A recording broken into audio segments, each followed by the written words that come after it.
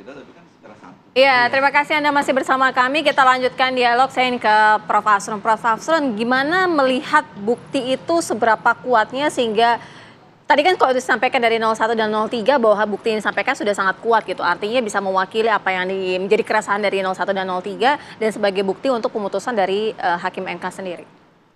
Makasih. Jadi kalau kita ikuti persidangan dari awal mengajukan permohonan, membacakan permohonan, pembuktian, ditutup dengan kesimpulan, baik 01 maupun 03, paslon 01 dan 03 itu, dia lupakan ini nih.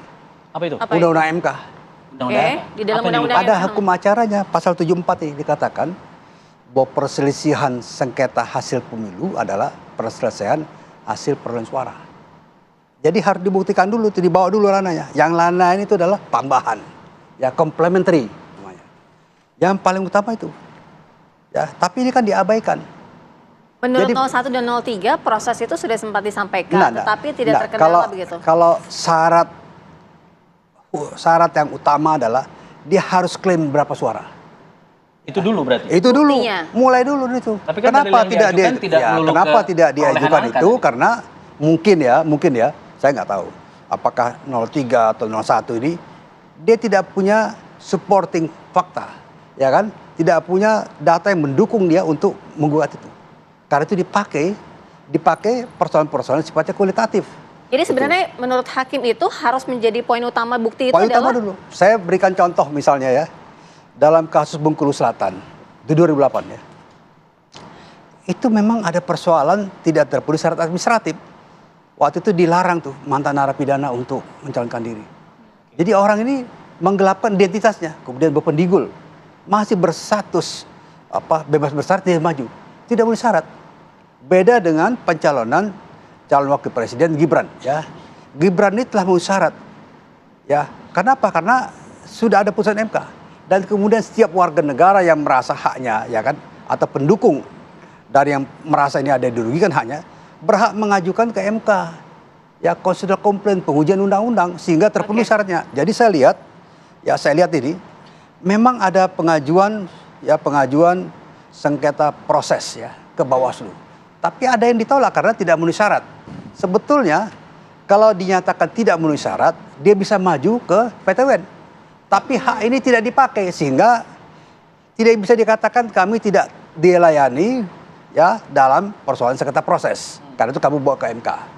Kemudian saya pendapat dengan Mas Pipin, kemudian Pak Vincent ya bilang bahwa MK ini telah memfasilitasi para pihak pencari keadilan ya. Itu udah betul tuh. Diberikan misalnya kesempatan MK menghadirkan 4 menteri untuk menggali nih bansos itu apa sih? Bagaimana mekanisme penyalurannya, penentuan anggarannya? Ini sudah betul di posisi semua nih. Berarti kan tidak tutup mata hakim berarti ke situ. Enggak, jadi apa yang dikatakan persoalan muncul dibuat. Dan ini hal baru, saya sepakat. Tetapi kalau kesimpulan ya, dalam proses persidangan kasus-kasus pilkada sudah pernah. Tapi kesimpulan ini sifatnya fakultatif. Boleh diajukan atau tidak, ya kan? Saya pernah menang di MK dalam perkara sengketa pemilu gubernur Jawa Barat.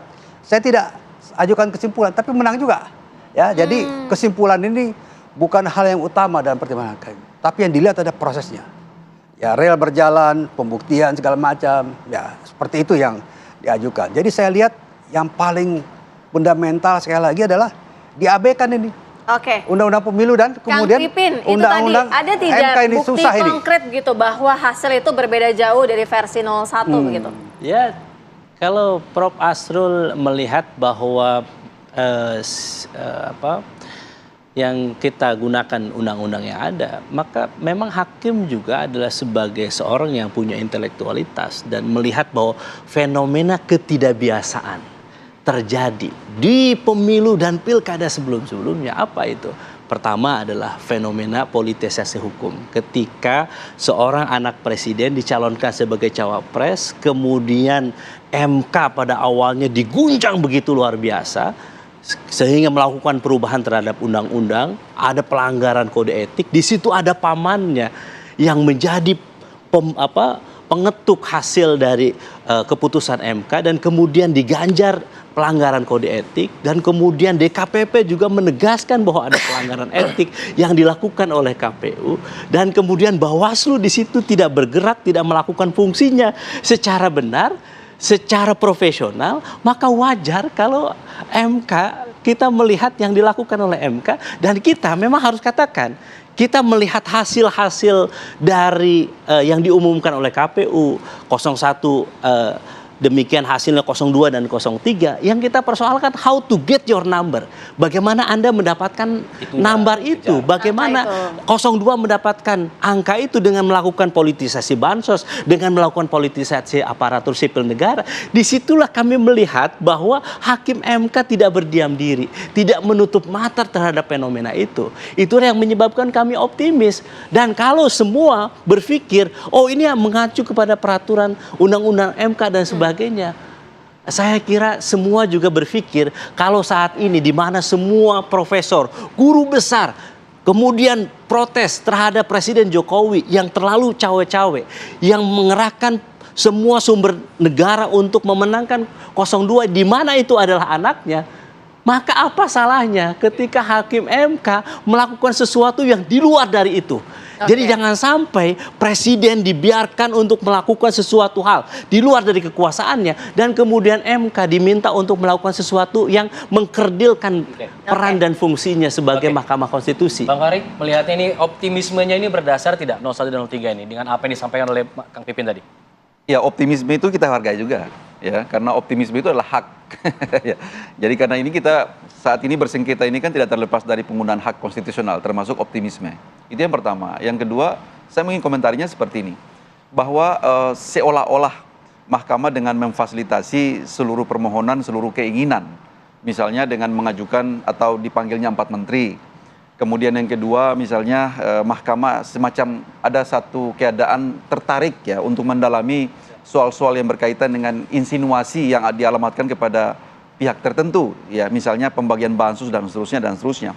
Memang pada hakikatnya seluruh entitas peradilan di dunia ini itu tidak boleh menolak perkara dengan alasan bahwa karena tidak ada hukumnya atau hukumnya itu tidak mengatur.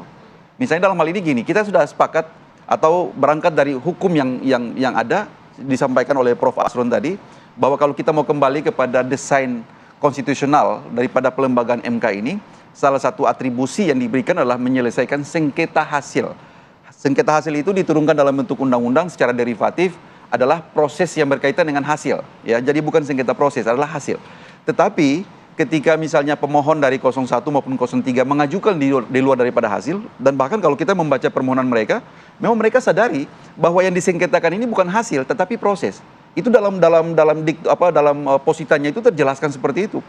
Hakim tidak boleh menolak bahwa karena ini Anda mengajukan permohonan salah template, ya, salah model, salah tempat, lalu kita menolak. Enggak, diperiksa.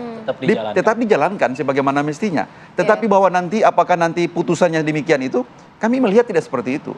Kami melihat bahwa nantinya putusan itu tetap strict law, hakim akan kembali, mahkamah akan kembali kepada kewenangan fitrahnya, kewenangan dasarnya untuk bagaimana menyelesaikan sengketa yang berkaitan dengan hasil itu sendiri. Itu yang pertama. Yang kedua, tadi sudah disampaikan sama Bang Vincent tadi, misalnya banyak hal baru yang muncul. Iya, hal baru yang muncul ini karena lembaga peradilan itu secara evolutif harus mencari bentuk-bentuk yang kira-kira sebelumnya tidak terantisipasi dengan hukum acara. Kalau pembentuk Undang-Undang 24/2003 tentang Mahkamah Konstitusi, pembentuk Peraturan MK 4/2023 tentang penyelesaian sengketa hasil dan segala macam, tidak terantisipasi bahwa misalnya ada keadaan yang harus ditampung melalui konklusi, melalui kesimpulan, maka hakim bisa melakukan terobosan-terobosan tertentu dalam rangka apa? Meluaskan akses untuk pencari keadilan itu merasa puas atau merasa bahwa telah terfasilitasi seluruh hal-hal yang dicari, katakanlah seperti itu. Jadi seluruh fasilitas hukum telah diberikan, dan pada akhirnya nanti kalau ketika putusan hadir atau putusan dikeluarkan, maka semua pihak harus menerima secara lapang dada bahwa karena memang semua terfasilitasi, ya, tidak ada lagi yang ditutupi, tidak ada lagi ada semacam sumbatan konstitusional untuk mencari kebenaran material di Mahkamah Konstitusi. MK mengatakan semua sudah kami fasilitasi. Siapapun yang Anda minta untuk dipanggil, kami telah panggil, kami telah memverified seluruh fakta-fakta yang ada, Maka kalau putusan yang seperti ini harus diterima sebagai satu solusi konstitusional. Oke. Kira-kira seperti itu. Karena kami meyakini bahwa seluruh sengketa itu harus ada akhirnya. Ya, karena kita terikat dengan prinsip litis fineri oportet, bahwa sengketa Iya. itu harus ada akhirnya. Sehingga Oke. dengan demikian pada tanggal 22 April nanti ketika MK mengeluarkan putusan apapun, produk putusan yang kita anggap sebagai satu solusi atau penyelesaian akhir daripada semua dispute yang terjadi hari ini, maka semua pihak Oke. harus secara lapang dada menerima itu. Semua difasilitasi oleh hakim, tapi kemudian pada saat putusan, kalau kata Bang Fahri, akan kembali lagi ke Undang-Undang MK. Jadi sudah diangkat, nanti bisa jadi dibanting lagi. Apakah itu kemudian nanti akan terjadi? Nanti Bang Vincent ya, boleh dikomentari ya. Usai jeda ya, kita kembali saat lagi di Apa Kabar Indonesia Pagi.